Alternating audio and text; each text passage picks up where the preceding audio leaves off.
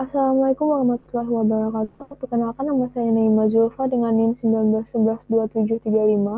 Pada kesempatan kali ini saya mempresentasikan hasil dari pengerjaan proyek yang telah dilakukan untuk memenuhi tugas ujian akhir semester pada mata kuliah kecerdasan buatan uh, dengan dosen pengampu Pak Irwan Oyong. Proyek ini meneruskan proyek sebelumnya di UTS, yaitu sistem pemberi solusi penanganan gejala COVID-19 menggunakan algoritma forward chaining. Untuk pengerjaan proyek ini sendiri, kami berkelompok, yaitu Tria Sandayani, teman saya, dan saya sendiri, Naima Zulfa. Langsung saja pada pembahasan topik, latar belakang pemilihan tema adalah karena COVID-19 sedang marak-maraknya menyebar beberapa tahun belakangan ini, baik di Indonesia maupun di dunia bahkan. Namun ternyata masih banyak orang yang belum paham tentang gejala-gejala COVID, dan oleh karena itu kita membuat suatu sistem untuk memberikan kemudahan pada pengguna atau user untuk mencari atau mendeteksi gejala COVID-19 yang mereka alami, apakah ini memang COVID atau bukan, seperti itu. Untuk teori algoritma sendiri, kita menggunakan algoritma forward chaining. Forward chaining merupakan salah satu metode dalam pengambilan keputusan yang dimulai dari premis atau fakta menuju konklusi atau kesimpulan akhir. Nah, untuk forward chaining sendiri, dia akan mencari aturan-aturan inferensi sampai menemukan satu hipotesa atau klausa if then yang benar. Jadi, ketika aturan tersebut ditemukan, maka proses atau mesin akan mengambil keputusan dan simpulan atau klausa then. Nah, yang mana nanti menghasilkan informasi tambahan yang baru dari data yang telah disediakan. Dan proses ini akan terus berulang sampai sasaran ditemukan. Lanjut, untuk cara kerja algoritma sendiri, di sini ada bentuk flowchart-nya. Jadi, saat kita akan pertama kita akan melakukan checklist gejala yang dialami terlebih dahulu oleh user. Kemudian akan dilakukan pengecekan gejala, apakah ada sesuai dengan rule. Kemudian akan dilakukan penyimpanan. Kemudian setelah itu akan dicek rules yang disimpan, dan setelah rules itu lengkap dilakukan pengecekan, maka akan ditampilkan solusinya, solusi dari gejala. Kemudian untuk tahap pembuatan aplikasi sendiri, kita menggunakan metode waterfall. Ada 5 tahapan. Yang pertama ada analisis, kemudian design, development, testing, dan yang terakhir maintenance. Untuk analisis sendiri, di sini kita melakukan banyak hal. Ada melakukan studi literatur, kemudian kita juga melakukan observasi, diskusi juga, dan tentunya browsing. Kemudian untuk desain, di sini kita akan merancang baik dari rancangan interface sampai dengan rancangan sistem untuk seperti apa yang diingin diimplementasikan nantinya. Setelah kita melakukan perancangan, maka tahap development akan dilakukan selanjutnya. Nah, di tahap development ini, itu kita akan melakukan pembuatan coding, serta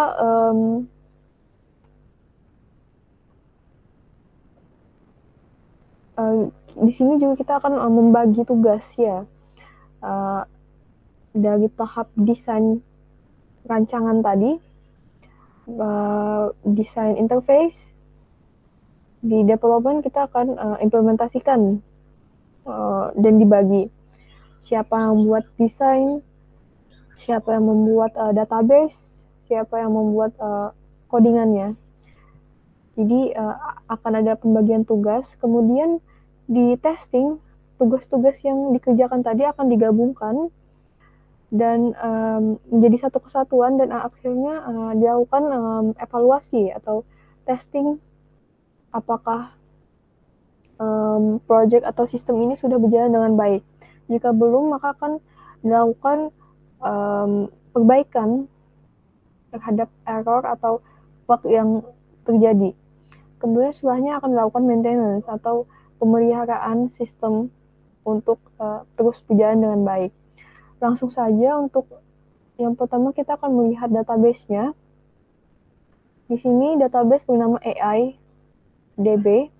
Ada 4 tabel di sini.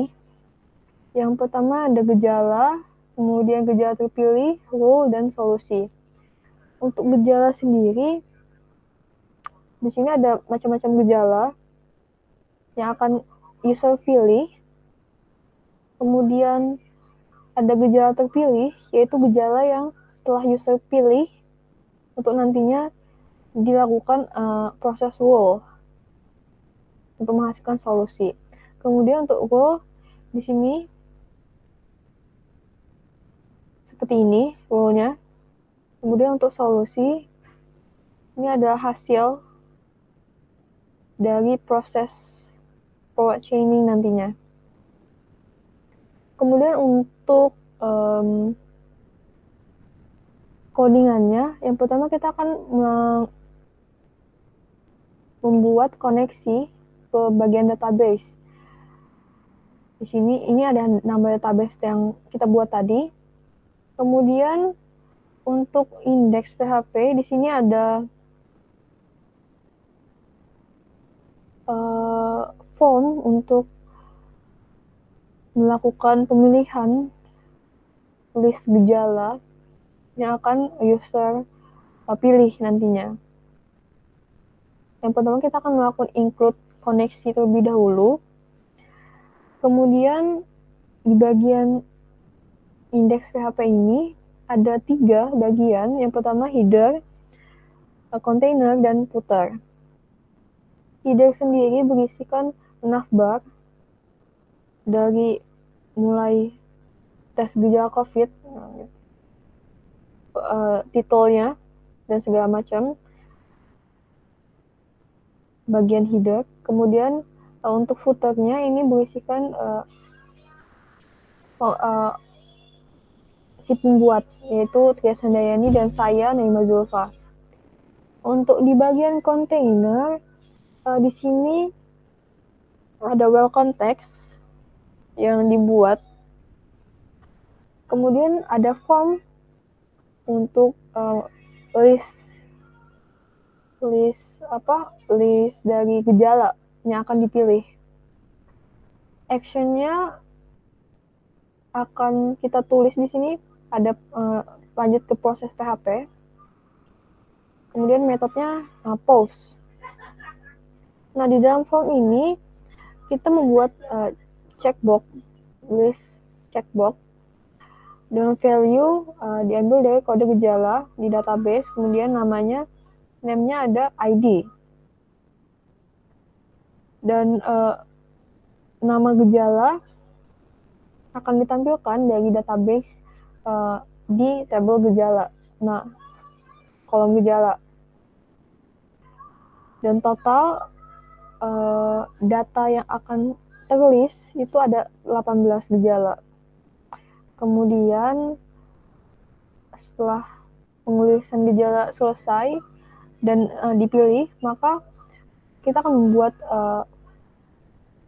satu button bernama diagnosis, Kalian diagnosis, dengan tipenya submit.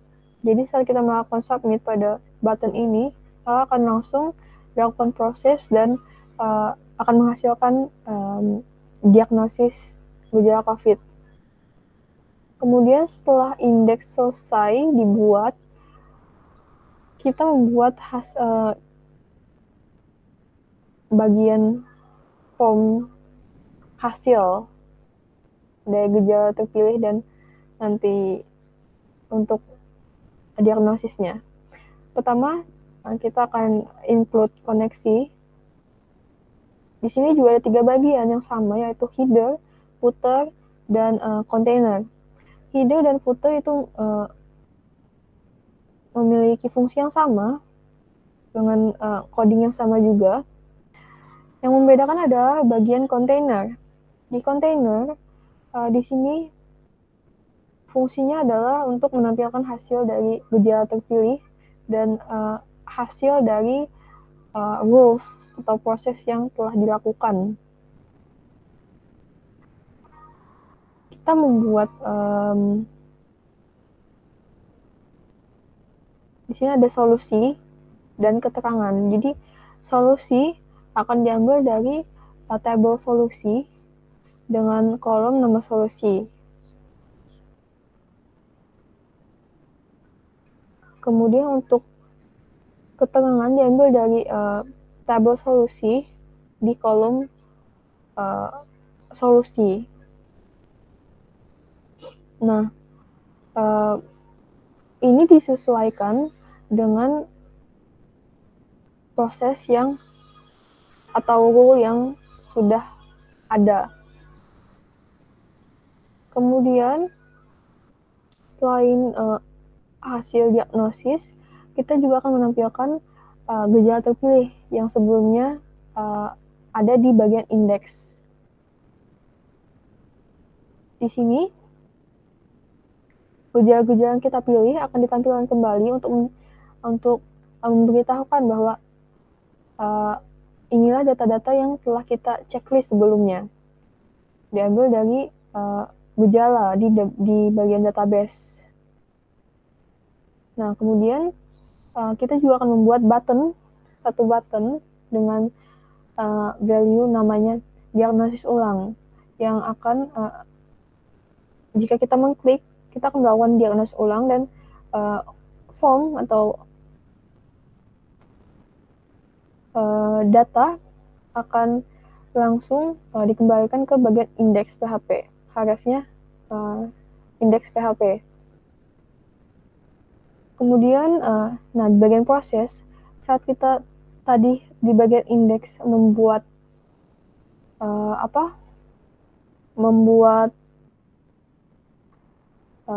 list gejala, setelah kita men-checklist gejala-gejala terpilih, saat kita melakukan submit, kita akan melakukan proses atau pengecekan rule yang nantinya untuk mendapatkan hasil diagnosis.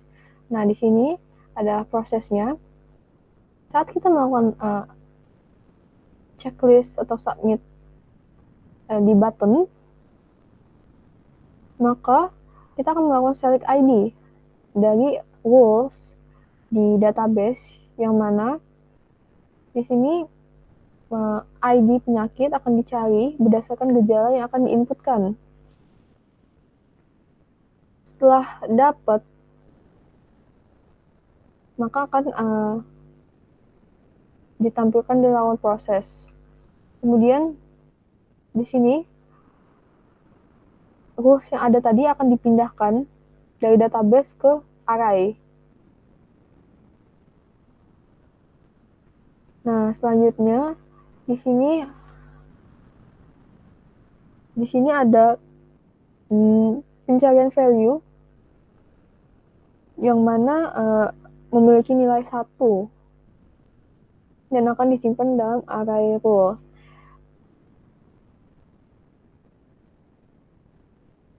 Nah, sebelumnya di database kan ada bagian tabel rules, di dalamnya ada kolom 0101. Nah, di situ kita akan mencari value yang bernilai 1, yang mana bisa dibilang itu adalah nilai yang true atau benar, dan 0 adalah nilai yang salah.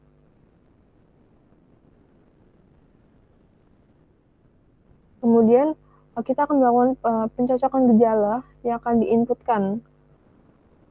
Maksudnya yang mohon maaf, mencocokkan gejala yang diinputkan user dengan rule yang ada.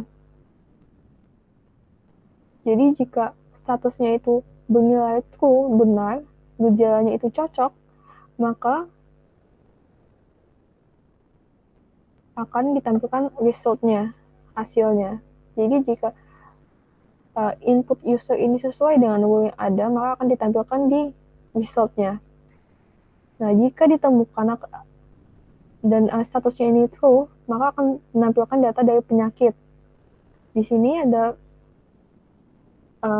dari nama solusi tadi, solusi ini mana? Nah, ini solusinya diambil dari nama solusi, kemudian solusi yaitu keterangan. Jadi akan ditampilkan di bagian hasil tes PHP ini. Kemudian juga tadi kan ada gejala terpilih. Nah, gejala terpilih ini akan diselect from gejala terpilih. Yang mana di sini dari ID. Jika status true. Tapi jika tidak, jika data ini salah atau tidak ada, maka akan ada alert. Di sini ada maaf, solusi untuk gejala yang ada yang Anda inputkan tidak ditemukan. Jadi alert akan berfungsi jika data ini tidak sesuai. Kemudian langsung saja untuk implementasinya, kita localhost.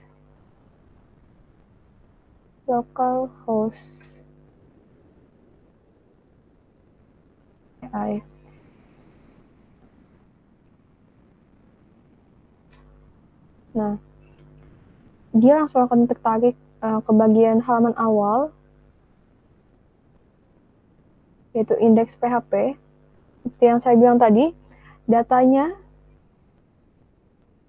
diambil dari tabel gejala yang ada di database. Ada 18 totalnya. Saat kita tidak melakukan penceklesan dan kita langsung melakukan diagnosis, maka akan ada alert. Solusi untuk gejala yang Anda inputkan tidak ditemukan. Oke. Jadi tidak berhasil. Namun jika kita melakukan penceklesan, misalkan demam, dan yang terakhir aja, badan terasa dingin pada malam hari. Jika kita melakukan penceklesan pada dua checkbox ini, saat kita melakukan diagnosis, maka akan ditampilkan hasilnya. Solusi pada bagian hasil tes di PHP ini, tes PHP. Nah, ini solusi keterangan. Solusinya hubungi dokter. Jadi data di bagian tabel solusi di database akan ditampilkan karena sesuai rule dan cocok gitu. Hubungi dokter dan keterangannya jika mengalami batuk atau pilek, sakit tenggorokan dan demam selama 14 hari atau lebih dan bla bla bla. Kemudian ini ada selanjutnya ada gejala terpilih. Nah, gejala terpilih tadi didapat dari data gejala terpilih yang diambil dari database juga. Gejala-gejala yang telah dipilih akan ditampilkan di sini. Karena tadi kita mencekles kan ada dua data checkbox, demam dan yang terakhir badan terasa dingin pada malam hari. Jadi udah sesuai dong gejala terpilihnya. Nah, jika kita melakukan diagnosis ulang, maka akan kembali ke halaman awal, indeks. Dan kita bisa melakukan pengecekan ulang diagnosis apa kita mengalami gejala COVID-19 dan seperti apa solusinya. Ya, saya kira sampai di sini saja. presentasi dari saya. Untuk kekurangannya, mohon maaf. Wassalamualaikum warahmatullahi wabarakatuh.